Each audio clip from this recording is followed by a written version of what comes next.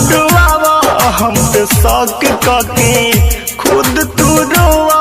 हाडुआवा हम पे शौक करके का तू पावेलू हमार नंबर तू ब्लॉक करके। का तू पावेलू हमार नंबर तू ब्लॉक करके। डीजे मिट्ठू कोके कोके छोड़ देवेलू हमारे बान अकबाक काके। छोड़ देवेलू हमारे बान अकबाक काके। का तू पावेलू हमारे नंबर तू ब्लॉक काके।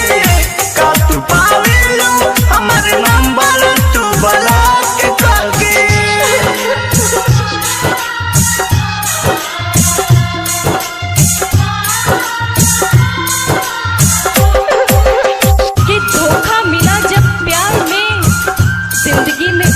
छा गई। धोखा मिला जब प्यार में जिंदगी में उदासी छा गई। सोचा था छोड़ देंगे इस राह को। डीजे मिट्ठू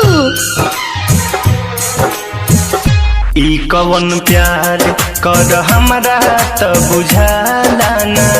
कहल कुछ चाही मैसेज तोहरा लगे जाला ना। ई कवन प्यार कर हमरा त बुझाला ना।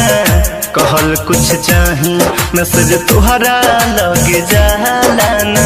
आज खुशियों की कोई बधाई देगा। निकला है चांद तो दिखाई देगा। ऐ मोहब्बत करने वालों देख के मोहब्बत करना। एक आंसू भी गिरा तो सुनाई देगा। डीजे मिट्ठू दिल में हमारा तो आगी तू लगा देलू। नींद न आवे तू त रात भ जगा देलू। रुक जाई सांस कहियो।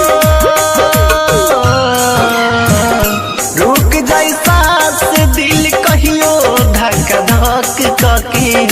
रुक जाई सांस कहियो दिल धक धक कके।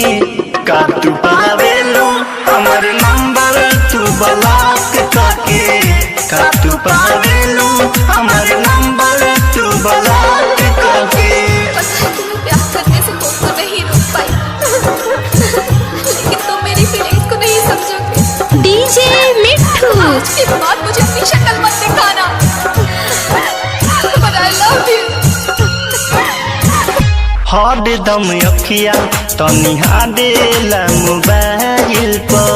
होला उदास जब न लौका प्रोफाइल पर। हर दम अखिया तनी हाडेला मोबाइल पर।